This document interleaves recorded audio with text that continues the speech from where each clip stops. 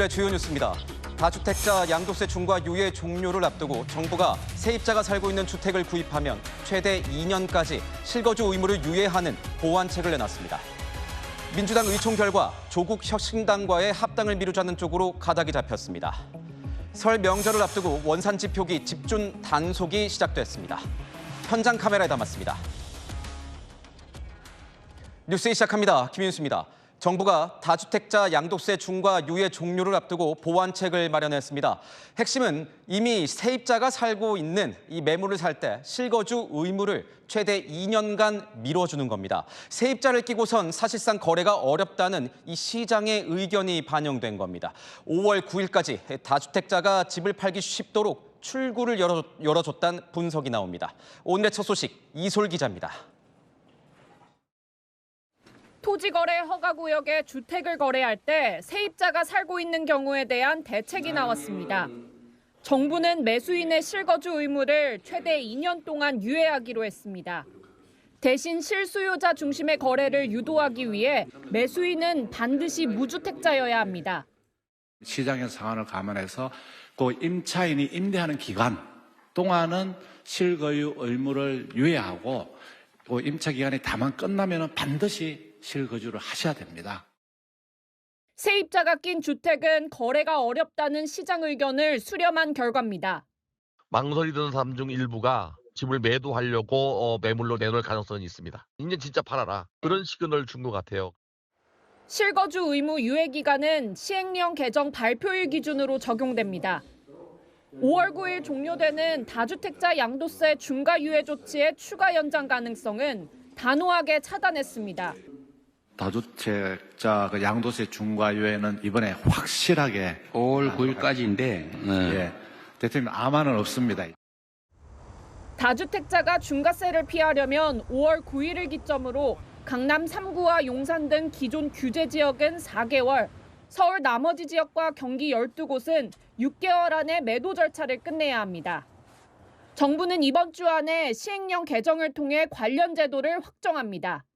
채널A 뉴스 이솔입니다. 이재명 대통령은 일부 임대사업자의 특혜 문제를 정조준하면서 이 매물을 끌어내겠다는 의지를 거듭 표명했습니다.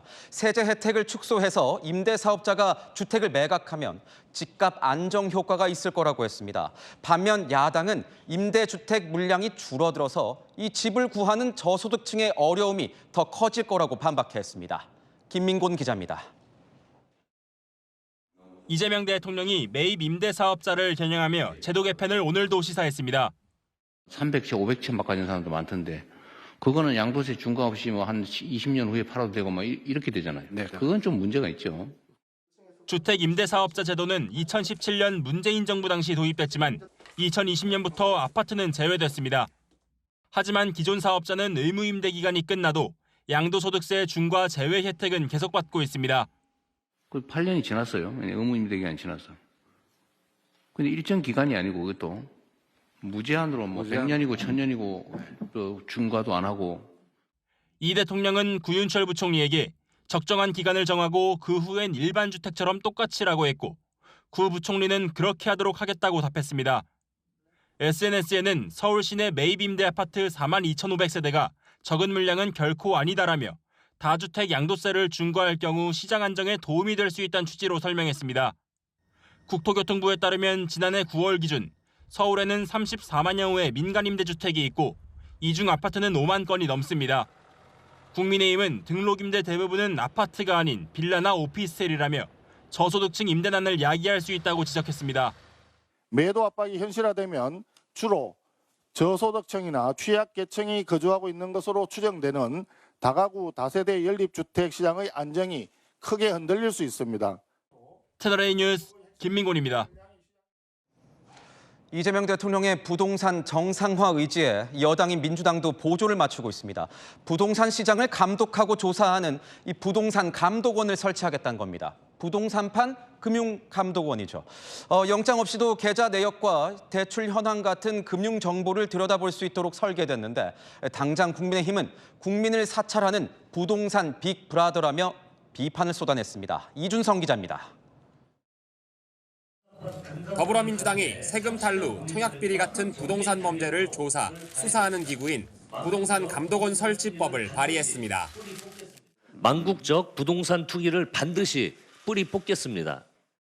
국토부, 국세청 등 8개 부처가 하던 단속 업무를 총리실 소속 부동산 감독원으로 한데 모았습니다. 직접 수사와 단속이 가능한 사법경찰권은 물론 영장 없이 계좌 내역, 대출 현황 등 개인의 금융거래를 들여다볼 수 있는 막강한 권한을 갖습니다. 국민의힘은 국민을 사찰하는 빅브라더법이라고 비판했습니다. 이름만 감독일 뿐 실제로는 상시 감시와 직접 수사를 결합한 초강력 권력기구에 가깝습니다. 이런 지적에 민주당은 계좌나 대출 같은 금융정보를 보려면 부동산 감독 협의회의 사전 심의를 거친다고 반박했습니다. 사전 심의를 거쳐서 요구할 수 있도록 하는 받은 그 자료 같은 경우도 1년 이내에 폐기해야 되는 그런 규정도 좀 안전장치를 다 둬놨습니다. 민주당은 상반기 입법을 마무리해 하반기 출범시킬 계획이라고 밝혔습니다. 채널A 뉴스 이준성입니다. 이런 가운데 국민의힘에선 윤석열 전 대통령과의 관계 설정 문제가 최대 논쟁거리로 떠올랐습니다.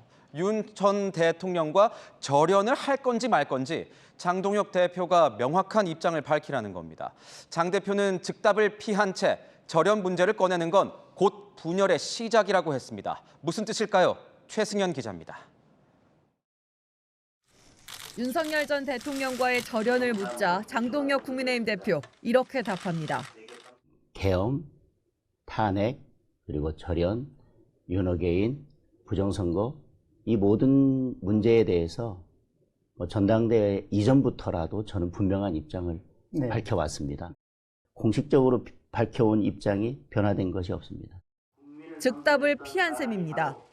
오히려 절연 요구가 반복되는 건 분열의 씨앗이라고 반격했습니다. 우리 내부에서 절연의 문제를 이야기하는 것은 늘 분열의 시작이 됩니다. 어떻게 하든 말로 표현해서는 그 분열의 프레임에서 절연할 수가 없습니다. 이어 국민에게 행동과 결과로 보여드려야 한다면서 선거에 이기려면 미래 어젠다를 던져야 한다고 강조했습니다. 통합의 의미를 두고도 단순 합사는 마이너스라고 했습니다. 비판이 과해서 계속 그것이 당내 분열로 이어진다면 그것에 대해서 그냥 아무런 조치를 하고 있지 않는 것은 오히려 당의 힘을 떨어뜨리는 일이다. 친한계 배현진 의원에 대한 징계 철회 요구를 두고도 윤리위가 결정할 문제라며 선을 그었습니다.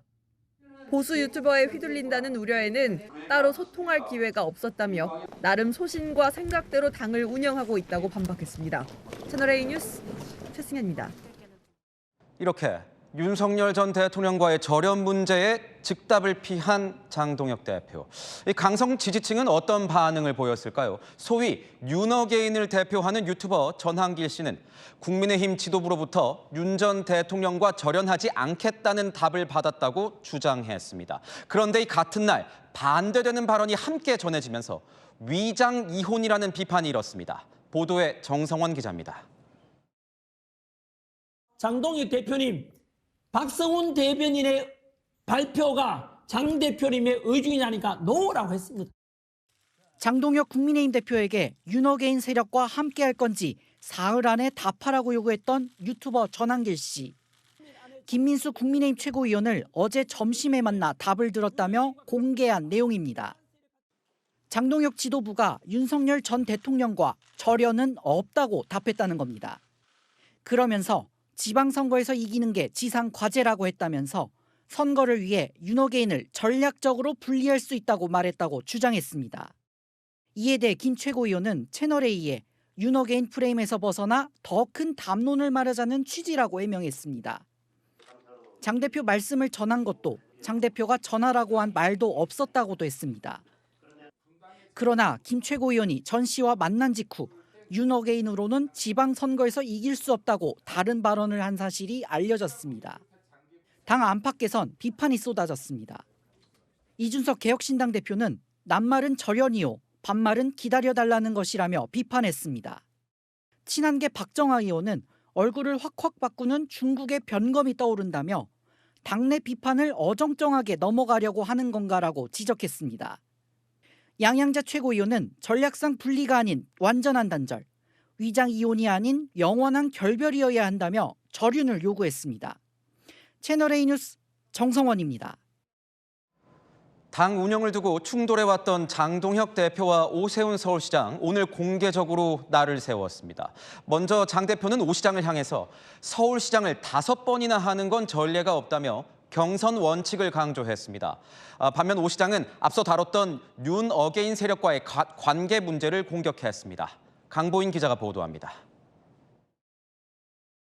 대한민국 역사상 서울시장을 5번 하는 분은 아마 없지 않을까 싶습니다. 서울이 어떻게 대한민국의 미래를 이끌어갈지에 대한 그런 비전을 제시하는데 집중하시는 시간이 되었으면 좋겠다는 생각입니다. 장동혁 대표는 절윤에 이어 대표직 사퇴를 언급한 오세훈 서울시장의 요구에 답 대신 이렇게 말했습니다. 서울시장 선거도 경선 원칙을 강조하며 새 인물까지 언급했습니다. 뉴페이스가 함께 힘을 실어주고 그것이 컨벤션 효과를 낸다면 저는 유능함에 더 활용점정할 수 있는 그런 카드가 될 거라고 생각합니다. 경쟁력을 높이기 위해서는 여러 후보가 경쟁해야 한다는 겁니다. 비슷한 시각 오세훈 서울시장은 지지율 하락 이유를 묻자 그 이유로 장 대표를 꼽았습니다. 저는 장동혁 지도부의 과욕이 빚는 부작용이다 이렇게 생각합니다. 이 두 분들은 양립할 수 없는 분들이거든요. 그런데 이 두 카테고리를 다 보듬어 안고 선거를 치르겠다. 이건 과욕이죠. 윤석열 전 대통령 지지 세력과 반대 세력이 양립할 수 없는데 둘 다 보듬어 선거를 치르겠다는 건 과욕이라는 지적입니다. 친한계 배현진 의원에 대한 징계 문제를 두고도 날을 세웠습니다. 정당사에 없는 일이 벌어지고 있습니다. 이른바 숙청정치, 정치적 반대자를 당 밖으로 내모는 형태의 이건 정치가 아니죠. 정치의 일탈입니다. 일각에서 제기되는 무소속 출마설을 두고는 탈당은 없다고 일축했습니다. 채널A 뉴스 강보인입니다. 지난 3주간 극심한 진통을 겪었던 민주당과 조국혁신당의 합당 문제, 사실상 마무리 수순에 접어들었습니다. 오늘 민주당 의원총회에서 대다수 의원들이 합당 반대에 공감한 것으로 파악됐습니다. 잠시 뒤 열릴 민주당 최고위에서 최종 결론이 나올 것으로 보입니다. 국회 취재 기자 연결하겠습니다. 자, 서창우 기자, 합당 문제 어떻게 정리되는 겁니까? 네, 합당 문제는 잠시 뒤 열리는 비공개 최고위원회에서 결정될 걸로 보입니다. 정청래 민주당 대표는 이 자리에서 최고위원과 협의해 결론을 내겠다고 했습니다. 현재까지 분위기는 이렇게 정리할 수 있겠습니다. 합당 명분은 있지만 당장 추진하기는 어렵다는 겁니다. 오늘 오전 비공개 의원총회에서 이 같은 입장이 모아진 것으로 알려졌습니다. 의원총회에 참석한 의원들의 목소리 들어봤습니다. 오늘 중에 빨리 결론을 내드릴 줘야지. 합당을 추진하지는 않을 거예요. 저는 지선 이후에 하는 게 좋다. 정청래 대표가 엎친데 덮친 격으로 특검 추천 문제까지 겹쳤는데 이것은 조금 돌아가자. 과정에 대한 소외와 조금 더 좀 톤다운된 이야기들이 있었어요. 오늘의 총 의원들이 입장은 자유롭게 내놓되 격앙된 분위기는 아니었다고 합니다. 한 의원은 당 전체를 향해 전부 다 자기 정치를 하지 말라며 강하게 비판한 것으로도 전해졌습니다. 정청래 대표 오늘 의원총회에 앞서 재선 의원 간담회도 가졌습니다. 찬성을 하든 반대를 하든 그것은 애당심의 발로라고 저는 생각합니다. 재선 의원들은 이 자리에서도 합당 논의를 당장 중단해야 한다는 입장을 전했습니다. 지금까지 국회에서 전해드렸습니다. 깜짝 합당을 추진했던 정청래 대표, 고민이 깊어졌습니다. 내홍을 수습해야 하고 출구 전략도 세워야 합니다. 당장 이 합당을 제안받았던 조국혁신당, 불쾌감을 드러내고 있습니다. 그런데 합당 열차는 이대로 멈추는 걸까요? 이혜주 기자입니다. 당장 합당은 어렵다는 의견이 모이면서 정청래 대표의 고민은 깊어졌습니다. 지방선거 이후에 합당을 논의해야 된다는 의견, 그리고 선거연대나 선거연합의 형태를 고려하는 것이 좋겠다는 의견. 친청계 핵심 관계자는 합당 필요성은 확인된 만큼 지방선거 이후 합당은 불가능하지 않다면서도 선거연대 등 향후 절차는 조국혁신당과의 협의를 거쳐야 한다며 난항을 일고 있습니다. 조국혁신당 일각에선 민주당 내흥으로 자신들이 피해를 받았다며 사과를 요구했습니다. 상당히 몸살을 앓은 피해자 입장입니다. 제안을 했던 민주당 쪽에서 적절한 수준의 사과가 있어야 되지 않는가. 지선 이후 합당에 대해선 민주당이 모욕을 어떻게 수습하느냐에 달렸다며 가능성을 완전히 닫진 않았습니다. 또 다른 혁신당 관계자는 지방선거 전에 합당을 못한 만큼 공천을 둘러싼 지분 싸움이 본격적으로 일어날 것이라고 우려했습니다. 조국 대표는 민주당 심야 최고위원회의 결론을 지켜본 뒤 입장을 발표할 계획입니다. 채널A 뉴스 이혜주입니다. 네, 공천헌금 1억 원을 받은 혐의로 구속영장이 청구된 강선우 의원이 친정인 민주당 의원들에게 친전을 보냈습니다. 1억 원은 정치 생명을 걸 만한 어떤 가치도 없다며 혐의를 부인했는데요. 강 의원에 대한 체포동의 요구서는 내일 국회에 넘겨질 걸로 보입니다. 정현주 기자가 취재했습니다. 구속영장이 청구된 강선우 무소속 의원이 민주당 의원들에게 A4 용지 4장 분량의 친전을 보냈습니다. 강 의원은 숨거나 피하지 않겠다. 1억 원은 제 정치 생명, 인생을 걸 만한 어떤 가치도 없다고 했습니다.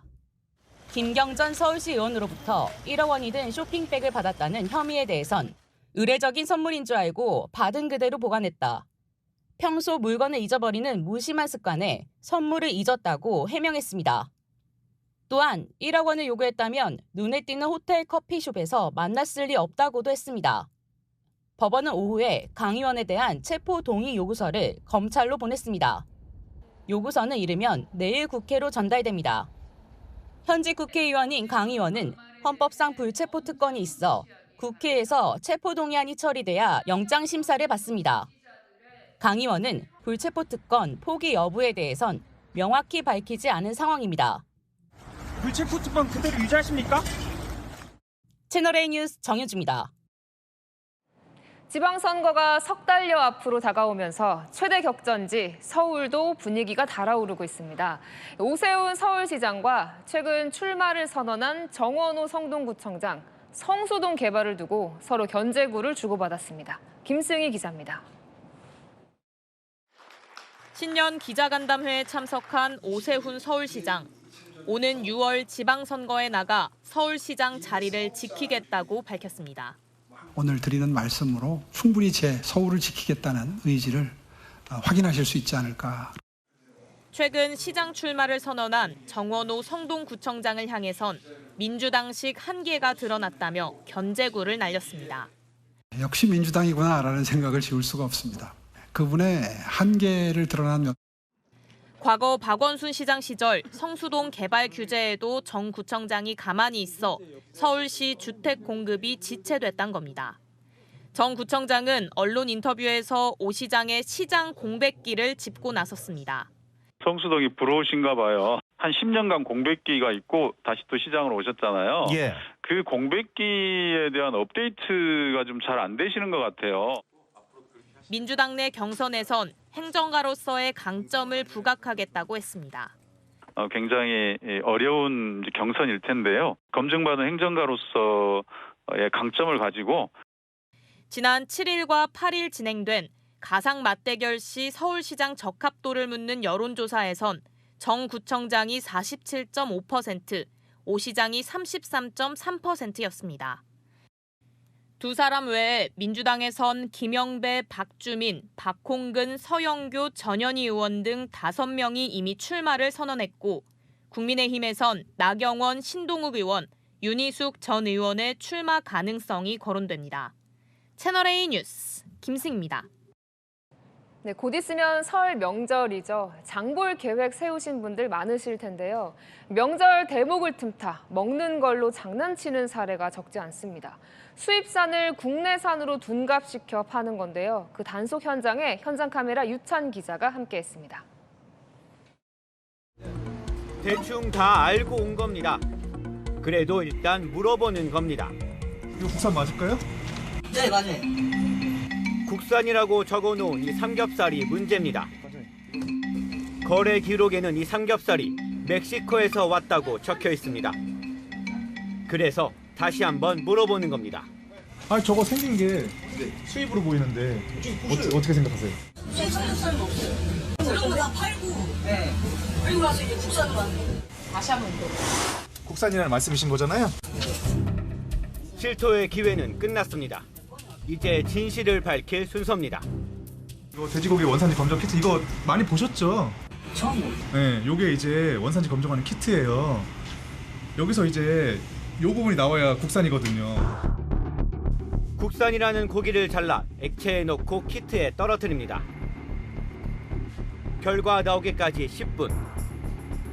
단속원들은 이때 특히 직원을 유심히 봅니다. 사람을 보라고 하거든요. 저 사람이 약간 하는 눈빛이나 행동을 보면 특유의 자기가 잘한 것 같지는 않은데. 감각은 대체로 잘 맞습니다. 사장님 잠깐 말씀 나눌 수 있을까요? 지금 이거는 이제 수입산이라는 거거든요. 그러니까 이게 지금 제일 정확해요. 멕시코산을 하신 거 맞으시죠? 네. 말씀해 주세요. 네, 맞습니다. 실수입니다. 소비자들은 다 여기 국산으로 알고 사는 거잖아요. 아닙니까? 맞습니다. 제 잘못입니다. 실수입니다. 죄송합니다. 실수? 실수면 아까 저희가 물어봤을 때 바로 인정을 했었어야죠. 이번엔 돼지 목살입니다. 여기 국산은 없어요? 국산이요? 국산 안 판매요. 이럴까봐 단속 전 미리 와봅니다. 며칠 전 사가며 찍은 사진을 꺼냅니다.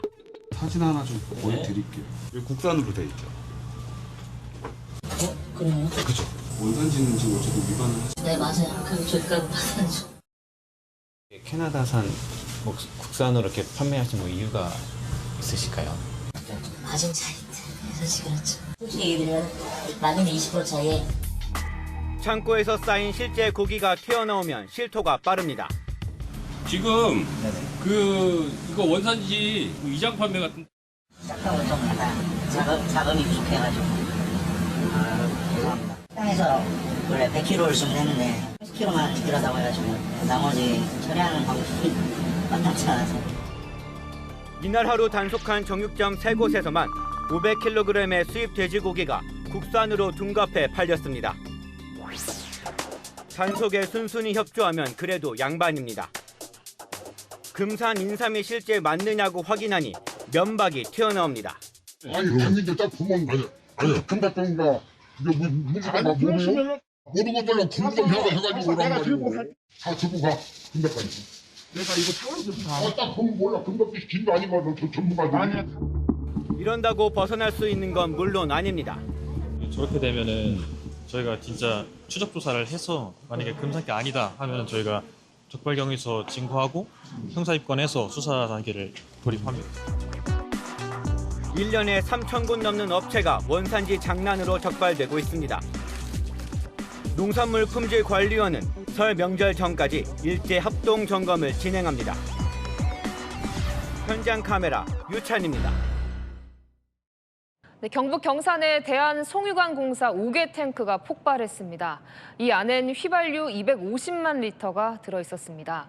다행히 자체 소방 설비가 작동해 대형 사고로 이어지진 않았습니다. 허준원 기자입니다. 유류 탱크 윗부분에서 섬광과 함께 불길이 치솟습니다. 주변에 비추는 CCTV가 흔들릴 정도로 충격이 큽니다. 불붙은 파편들이 아래로 떨어지고 운전자들이 내려 불이 난 곳을 지켜봅니다. 대한송유관공사 저유소 5개 탱크에서 폭발과 함께 불이 난 건 오전 7시 47분쯤입니다. 하늘 높이 불기둥이 솟구쳤고 검은 연기가 사방을 뒤덮었습니다. 집안은 밀리고 뭐 어디 막 창문이 막 다 크던 그때 그러고 나가보니 뭐 꽃불이 올라오고 뭐. 다행히 자체 소방 설비가 작동하면서 초기 큰 불길이 잡혔고 소방당국 진화 작업 끝에 3시간 만에 불을 모두 껐습니다. 당시 탱크에는 휘발유 250만 리터가 담겨 있었습니다. 주변엔 유류 탱크 18기가 더 있고 바로 옆엔 마을도 있다 보니 자칫 큰 사고로 이어질 뻔했습니다. 송유관 공사와 소방당국은 휘발유 샘플을 채취하던 도중 정전기가 발생해 불이 붙은 것으로 보고 있습니다. 채널A 뉴스 허준원입니다. 네, 사건을 보다 사회부 백승우 기자와 함께합니다. 네, 첫 사건부터 볼까요? 지금 풍력 발전기에서 시꺼먼 연기가 나는 것 같은데요. 네, 맞습니다. 영상 보겠습니다. 산꼭대기에 설치된 풍력 발전기 위쪽에서 휘뿌연 연기가 보이기 시작합니다. 그 옆에선 소방 헬기가 바쁘게 오가는데요. 불길이 산까지 퍼질까 봐 계속 물을 뿌립니다. 시간이 흐르자 시꺼먼 연기와 함께 불길이 더 선명하게 보이는데요. 천천히 돌아가는 발전기 날개를 따라서 불길이 옮겨 붙는 모습도 포착됐습니다. 오늘 아침 8시 37분쯤 경남 양산시에 있는 풍력 발전기에서 불이 난 건데요. 인근 나무들에게도 불똥이 튀면서 옮겨 붙고 강한 바람 탓에 한때 대형 산불로 커질까 봐 산림과 소방당국이 바짝 긴장했는데요. 다행히 2시간 20분 만에 불이 꺼졌습니다. 오늘 화재 발전기를 분리해낸 다음에 정확한 원인을 밝힐 예정입니다. 네, 산불로 이어지지 않아서 다행입니다. 다음 사건 볼까요? 현금 다발이 보이는데 이건 어떤 일이죠? 네, 경찰의 잠복 근무 현장 영상인데요. 한번 보시죠. 네, 흰색 차량이 나타나더니 주차를 합니다. 이 차에 타고 있는 사람들 바로 경찰관인데요. 보이스피싱 피해금을 수거하러 오는 사람을 붙잡으려고 잠복 중인 겁니다. 차량 앞에는 보이스피싱 피해를 신고한 시민이 서 있고요. 잠시 뒤에 이 시민에게 접근해 말을 거는 남성이 나타나자 바로 뒤를 따르는 경찰이 곧바로 이 남성을 붙잡습니다. 차에서 기다리고 있던 경찰관들도 뛰어가는데요. 보이스피싱 수거책으로 드러난 이 남성, 자신은 그냥 아르바이트를 한 거라고 주장했지만 가방에선 현금 3,700만 원이 나왔고 신고자에게 1억 5천만 원을 받아서 가로채려 한 걸로 드러났습니다. 근데 이게 끝이 아니었어요? 네, 맞습니다. 피싱 피해 신고자가 경찰 지구대에서 진술서를 쓰고 있었는데 보이스피싱범이 다시 연락을 해온 겁니다. 처음 나타났던 동료 조직원이 붙잡힌 줄 모르고 다른 수거책을 보내겠다며 전화가 걸려왔고요. 경찰은 이 피싱범도 붙잡으려고 곧바로 잠복에 들어갔습니다. 날이 어두워지고 신고자에게 남성 한 명이 접근하자 근처에 잠복 중이던 경찰들이 곧바로 현장을 덮칩니다. 이 남성 붙잡고 보니 증권회사 직원용 사원증까지 목에 걸고 있었습니다. 잠복했던 경찰에게 왜 그런 건지 당시 상황을 들어봤습니다. 투자증권 관련하여 이제 사원증을 목에 메고 있었고 자신들의 좀 신뢰도를 좀 보여주겠다 싶어서 그렇게 했던 것 같아요. 네, 이제는 증권회사 직원까지도 사칭을 하네요. 네, 마지막 사건도 전해주시죠. 네, 인천공항에서 어제 있었던 일입니다. 경찰이 프랑스 파리행 비행기 이륙을 늦췄는데 앞서 112 신고로 들어온 신고 전화 때문이었습니다. 신고 전화는 폐섬유증 진단을 받은 아버지가 안락사 목적으로 출국하려 한다는 내용이었습니다. 60대 남성은 어제 낮에 인천공항에서 비행기를 타고 프랑스 파리로 갈 예정이었습니다. 안락사를 허용하는 스위스가 목적지였는데요. 경찰이 출동해 오전 10시쯤 인천공항에서 이 남성을 만났을 때는 몸이 안 좋아서 마지막으로 여행을 다녀오려 한다는 남성의 말에 결국 비행기에 타는 걸 막지 못했다고 합니다. 그런데 오전 11시 50분쯤이죠. 남성의 가족이 미안하다고 적힌 유서 형식의 편지를 발견했다고 다시 경찰에 신고를 했습니다. 경찰은 긴급 조치로 비행기 이륙을 늦춰 남성을 내리게 했고요. 남성과 나이가 비슷한 경찰관이 긴 시간 설득한 끝에 남성은 다시 가족에게 돌아갔다고 합니다. 네, 잘 들었습니다. 사건을 보다 백승우 기자였습니다. 네, 다음 소식입니다. 광화문을 무대로 열리는 그룹 BTS의 컴백 공연을 한 달 앞두고 일대 상권이 벌써부터 들썩이고 있습니다. 해외 팬들 입맛에 맞는 메뉴를 추가하고 직원도 늘린다는데요. 기대감에 부푼 현장 분위기 광민경 기자가 취재했습니다. 광화문 광장을 찾은 일본인 관광객. She already reserved their new album, and also me and my friend. We wanted to be here next month. 다음 달 21일 열리는 BTS 복귀에 대한 기대가 높습니다. 이런 관광객과 BTS 팬을 겨눈 광화문 주변 음식점들은 이들의 입맛을 겨눈 메뉴를 준비하고 있습니다. 영어랑 중국어 그리고 일본어는 좀 필수로 다양한 국적의 메뉴판들 준비해서 외국 분들이 드실 만한 그런 장국이나 이런 것들 좀 준비해 볼까. 팬심을 공략할 방법도 고민 중입니다. 보라색 꽃들 아미 상징이잖아요. 테이블에 올려놓을 생각입니다. BTS 팬분들이 진짜 좋아하실 것 같거든요. 광화문 주변에만 최대 20만 명 이상이 몰릴 거란 전망인데 넉넉한 식재료 주문은 기본, 공연 당일 근무할 직원도 늘려놨습니다. 평소에 콩나물을 저희가 한 20kg에서 25kg 정도 사용하고 있는데 그때는 뭐 한 60kg, 70kg까지. 주방 3분, 홀 3분 이렇게 운영을 하고 있는데 그날은 이제 홀 6명, 주방 4명. K-팝 황제의 복귀가 광화문 상권까지 들썩이게 만들고 있습니다. 채널A 뉴스 광민경입니다. 네, 비만 치료제 위고비. 요즘 이 약을 한 사람이 처방받곤 여러 명이 나눠 맞는 게 유행처럼 번지고 있습니다. 감염 같은 부작용 위험이 큰데도 이른바 성지로 알려진 일부 병원들은 사실상 방치하고 있습니다. 그 실태를 정윤아 기자가 취재했습니다. 온라인에서 비만 치료제 위고비를 쉽게 처방해주는 성지로 불리는 병원을 찾아가 봤습니다. 정상 체중인 취재진에게 의사가 고용량도 얼마든지 처방이 가능하다 말합니다. 상관없어요. 주는 거는 제가 본인이 원하는 대로 주는데요. 주사제 형태로 맞는 위고비를 다른 사람과 나눠 맞아도 될지 물었습니다. 그러니까 그거 본인이 알아서 하시고요. 나눠서 맞겠다는 거 반대 안 해요. 안 된다는 말 대신 AI에 물어보라고 하는 병원도 있습니다. 유튜브를 찾든지 재미나이한테 물어보든지 한번 해. SNS 등에는 고용량 위고비를 처방받아 나눠 맞는 식으로 투여 비용을 아끼는 이른바 위고비 나눠 맞기 표가 공유되고 있습니다.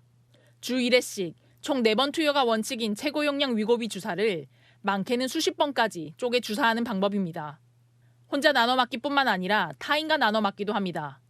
30대 직장인은 2.4mg 고용량 위고비를 주사 바늘만 바꿔 남자친구와 나눠 맞고 있습니다. 당뇨침 바늘이라고 있거든요. 그거를 따로 주문을 해서 남자친구 먼저 맞고 바늘 바꿔서 저 맞고 이렇게 했습니다. 전문가들은 감염 위험을 경고합니다. 주사 바늘을 바꿔서 쓴다고 하더라도 그 혈액이 펜 안으로 이제 역류가 되어서 그 펜 자체가 오염이 될 수 있는 감염의 위험원이 될. 위고비 나눠 맞기 유행의 위험이 병원의 방치 속에 커지고 있습니다. 채널A 뉴스 정윤아입니다.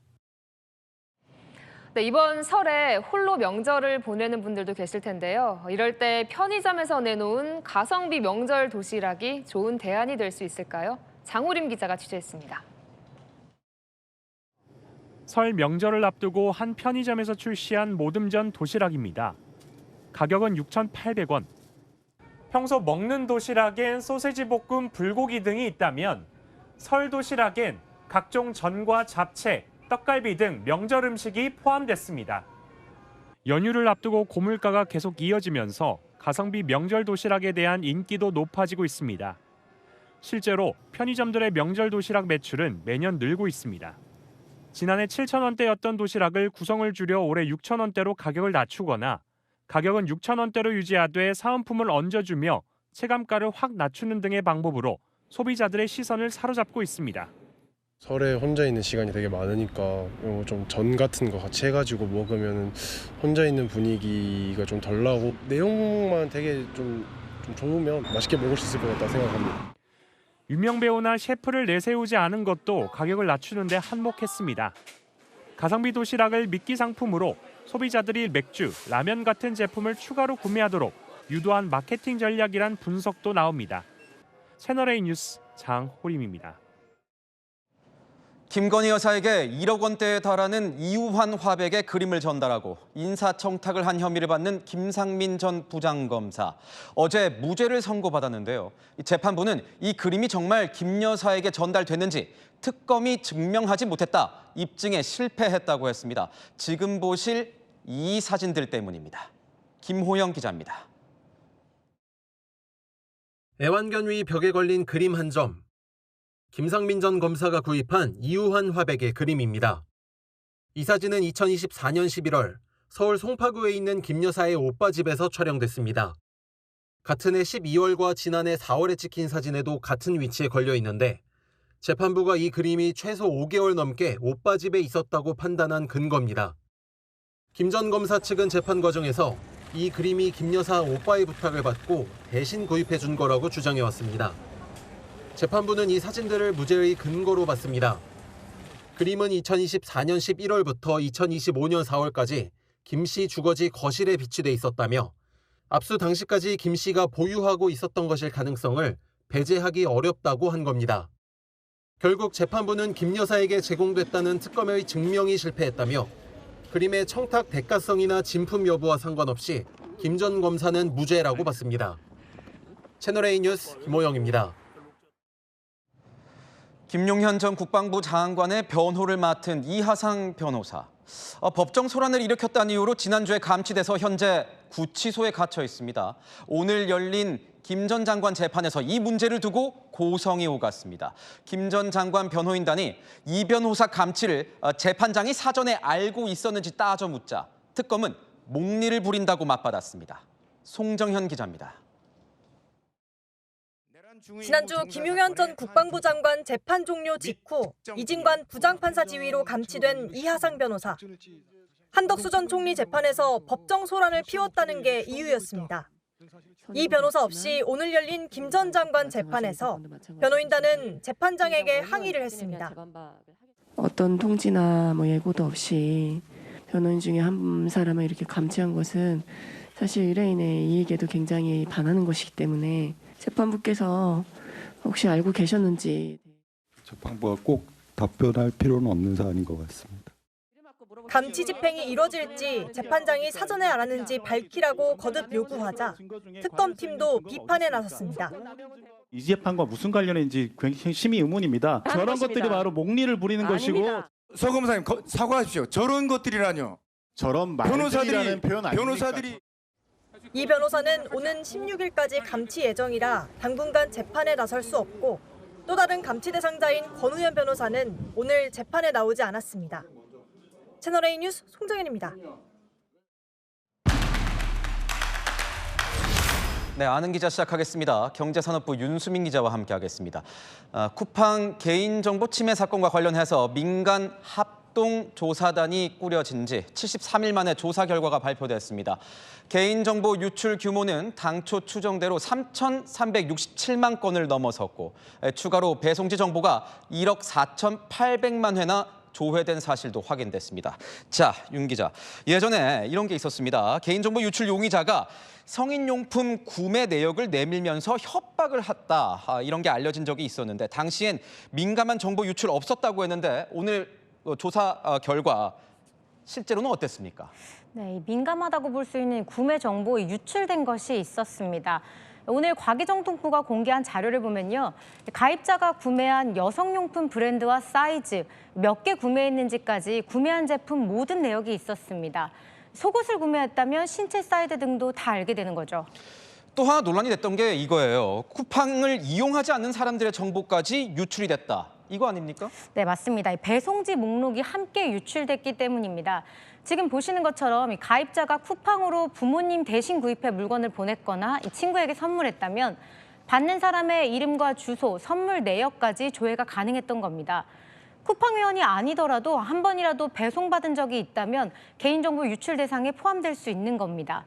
과기부에 따르면 이 배송지 정보 조회만 1억 4,800만 회가 됐다고 합니다. 반면 쿠팡은 이 페이지 조회수가 정보 유출 규모를 의미하는 것은 아니다라고 주장했습니다. 이거 물어볼게요. 2차 범죄에 악용될 수도 있다는 우려가 나왔던 이 공동현관 비밀번호 문제, 이건 어떻게 됐습니까? 네, 공동현관 비밀번호도 유출되긴 했지만 숫자가 가려진 형태였습니다. 예를 들어 샵 1234 같은 비밀번호라면 보시는 것처럼 이 숫자 부분이 가려져서 실제 비밀번호는 알아볼 수 없는 상태였습니다. 과기부는 현재까지는 이 정보로 인한 2차 피해 사례는 확인되지 않았다고 설명했습니다. 피해 규모가 정말 상당합니다. 이 조사 결과가 나왔지 않습니까? 쿠팡은 어떤 책임을 지게 되는 겁니까? 네, 이번 조사 결과를 바탕으로 이 개인정보보호위원회가 2달 안에 최종 처분을 내릴 예정입니다. 지금까지 개인정보 유출로 인한 역대 최대 과징금은 SK텔레콤의 1,300억 원이었는데요. 과징금이 매출액을 기준으로 산정되는 만큼 매출 규모가 큰 쿠팡의 경우 이를 웃도는 수의 과징금이 부과될 것이라는 관측도 나옵니다. 지금까지 아는 기자 윤수민 기자였습니다. 지난 윤석열 정권에서 크게 논란이 됐었던 의대 증원 문제. 조금 전 정부가 이 증원 규모를 최종 확정했습니다. 일단 내년엔 490명을 더 뽑고 단계적으로 늘려가기로 했습니다. 대한의사협회 즉각 반발했습니다. 김세인 기자의 보도입니다. 정부는 내년도 의대 정원을 기존 3,058명에서 490명 늘리는 것을 시작으로 향후 5년간 단계적으로 의대 증원 방안을 확정했습니다. 2사 2호 학번의 복학생 규모를 고려하여 교육의 현장 부담을 완화하기 위해 증원 규모의 80% 수준인 490명을 적용하기로 했습니다. 교육 현장 부담을 고려해 내년에는 490명 늘리고 이후 613명, 813명 늘려 점차 확대한다는 계획입니다. 5년간 총 3,342명의 의대 정원이 늘어나는 것으로 연평균 668명이 증가하는 셈입니다. 서울을 제외한 전국 32개 의과대학을 대상으로 증원이 이뤄지며 이번 증원부는 모두 출신 지역에서 최소 10년간 의무근무해야 하는 지역의사 전형으로 선발합니다. 의사협회는 정부의 최종안에 반발했습니다. 교육이 제대로 될 수 없다는 겁니다.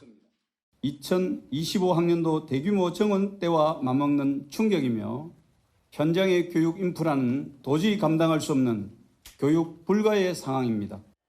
오늘 결정된 내년도 의대 정원을 바탕으로 교육부는 대학별 정원을 배분해 오는 4월 중 확정한다는 계획입니다. 채널A 뉴스 김세인입니다. 이재명 대통령의 지지율이 70대 이상 연령층에서 크게 올랐다는 여론조사 결과가 나왔습니다. 최근에 소통 행보가 반영됐다는 분석이 나오는데요. 이 대통령 어제 저녁엔 전통시장을 찾아서 시민들을 만났습니다. 김정근 기자입니다. 이재명 대통령이 청와대 인근 통인시장에 나타나자 시민들이 반갑게 인사합니다. 반갑습니다. 아니죠. 대박. 어떻게 하는 것 같아. 사진 한 번은. 강훈식 비서실장, 안규령 부대변인과 소머리 국밥을 먹으며 상인과 대화를 나눕니다. 대기업이나 중대사 이런 데만 주로 보이고 아직은 현장이 바닥에까지 보기 잘 안 된다고 하시네요. 어떻습니까? 그래도 뭐 일단 경기가 마음대로 이렇게 금방 되질 않습니다. 우리 대통령님께서 워낙 잘 하시니까 희망이 보입니다.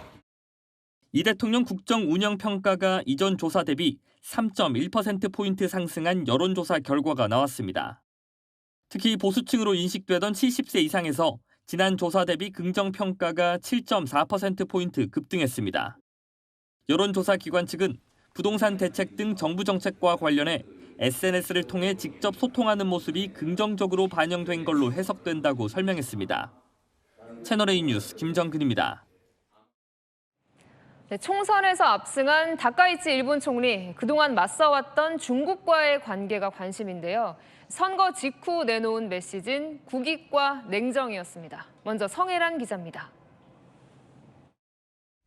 총선 승리 직후 다카이치 총리는 중국을 향해 우려를 먼저 언급했습니다. 日中間に懸念と課題があるからこそ意思疎通が重要でございます。 대화의 문은 열어두되 안보와 주권에 있어서는 물러서지 않겠다는 뜻으로 해석됩니다. ただし国益の観点から、冷静にそして適切に対応を行ってまいります。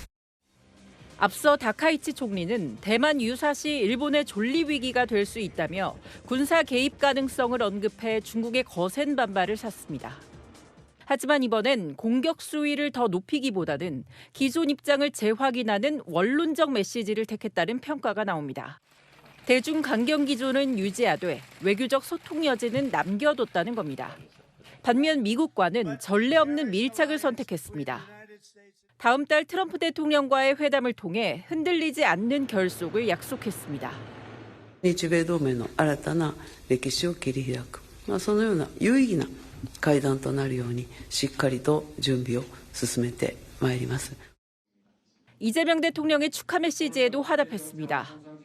우리나라를 협력해야 할 중요한 이웃이라며 다음 셔틀 외교를 통해 한국 방문을 기대한다고 밝혔습니다. 또 양국 관계의 전략적 중요성을 강조하며 정상 간의 신뢰를 앞세웠다는 분석이 나옵니다. 채널A 뉴스 성혜란입니다.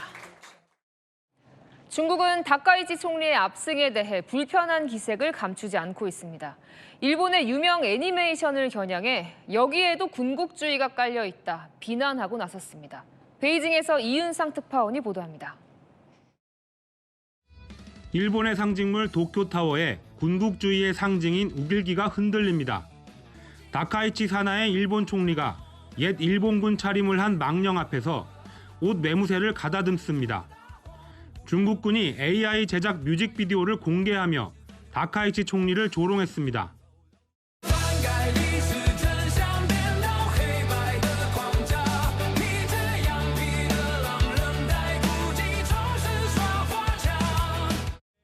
중국군은 포켓몬스터와 명탐정 코난 등 유명 애니메이션에도 군국주의가 담겨 있다며 경계를 촉구했습니다. 지난해 포켓몬 관련 행사가 야스쿠니 신사에서 개최되려다 취소되고 애니메이션 코난이 우익 논란에 휩싸였던 다른 만화와 협업을 추진한 걸 문제 삼은 겁니다. 중국 온라인에선 일본 애니메이션 캐릭터 상품에 대한 불매 움직임도 잇따르고 있습니다. 코난 캐릭터 카드를 불태우거나 구입한 상품을 파손하는 영상으로 반감을 드러내는 겁니다. 중국 외교부도 일본 선거 결과에 불편함을 드러냈습니다. 不要重蹈覆辙，以实际行动同军国主义彻底切割。 중국 관영 매체는 다카이치 총리가 자신의 발언으로 촉발된 중일 관계 긴장에 책임져야 한다고 주장했습니다. 베이징에서 채널A 뉴스 이윤상입니다. 네, 미국 최대 규모의 스포츠 행사 슈퍼볼, 시청자만 1억 명이 넘는 축제죠. 트럼프 성토의 장이 돼버렸다는데요. 한국계 스노보드 스타 클로이 킴도 가세했습니다. 무슨 일이 있었는지 워싱턴에서 정다은 특파원이 취재했습니다. 남미 어딘가의 풍경을 옮겨놓은 듯한 슈퍼볼 하프타임 무대. 남미 전통 복장을 입고 사탕수수를 베는 사람들 사이로 무대의 주인공이 걸어 나옵니다. 푸에르토리코 출신 가수 배드 버니는 13분의 무대를 스페인어로 채웠습니다. 버니의 호명과 함께 중남미 국가들의 국기가 줄줄이 등장합니다. 중남미 출신 가수가 미국의 다양성을 보여줬다는 극찬이 쏟아졌습니다. 트럼프 대통령은 공연 직후 SNS에 혹평을 남겼습니다. 이 남자의 말을 한마디도 알아듣지 못했다며 미국의 위대함에 대한 모욕이라고 비판했습니다. 밀라노 동계올림픽 미국 선수단 사이에서도 트럼프에 대한 공개 비판 목소리가 나오고 있습니다. Just because I'm wearing the flag doesn't mean I represent everything that's going on in the U.S. 한국계 이민 2세인 스노보드 스타 클로이 킴도 가세했습니다. My parents being immigrants, this one definitely hits pretty close to home. But I also think that we are allowed to voice our opinions on what's going on. 미국 현지에선 트럼프의 반이민 정책을 둘러싼 긴장감이 스포츠 축제까지 번졌다는 평가가 나옵니다. 워싱턴에서 채널A 뉴스 정다은입니다. 억만장자 성범죄자 앱스타인 스캔들이 트럼프의 관세 키맨 러트닉 상무장관까지 번졌습니다. 민주당은 물론 여당인 공화당 내에서도 사퇴 요구가 나오고 있습니다. 김재혁 기자가 보도합니다. 하워드 러트닉 미국 상무장관이 과거 해명보다 억만장자 성범죄자인 앱스타인과 가까운 사이였다고 미국 언론들이 일제히 보도했습니다. 러트닉은 지난해 2005년 한 번 만난 뒤 혐오감을 느껴 다시는 보지 않았다고 주장한 적이 있는데 사실은 달랐다는 겁니다. 뉴욕타임스가 최근 법무부가 공개한 앱스타인 문건을 분석한 결과 두 사람은 뉴욕 맨해튼에서 이웃으로 지내며 최소 13년간 정기적으로 교류했고 비상장 기업에 공동 투자하거나 카리브해에서 사교 활동까지 함께했습니다. 미국 정치권은 즉각 들끓었습니다. 민주당 애덤 시프 상원 의원은 미성년자 성범죄자와의 거래에 대해 거짓말을 한 인물은 장관 자격이 없다며 즉각 사퇴를 촉구했습니다. 공화당 쪽 분위기도 좋지 않습니다.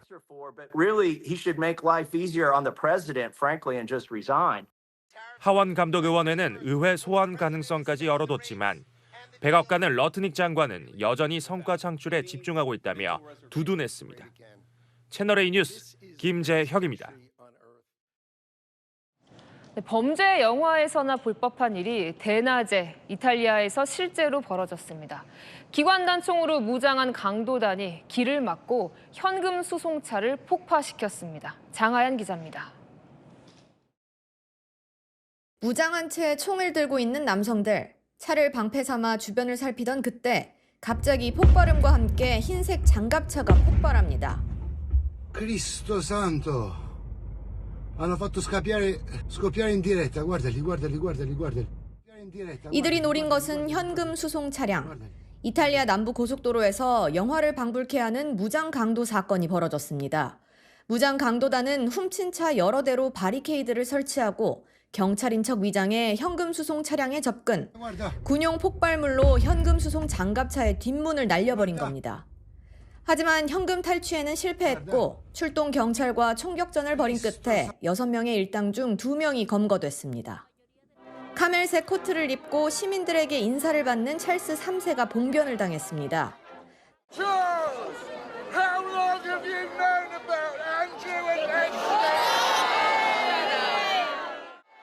뜻밖의 상황에 시민들은 질문을 던진 이에게 야유합니다. 찰스 3세는 대답을 피했지만 앱스타인 스캔들 연루설이 도는 동생 앤드루 왕자와 관련해 경찰 수사에 협조하겠다는 뜻을 밝혔습니다. 시작과 동시에 빠른 속도로 큐브를 맞추는 손놀림.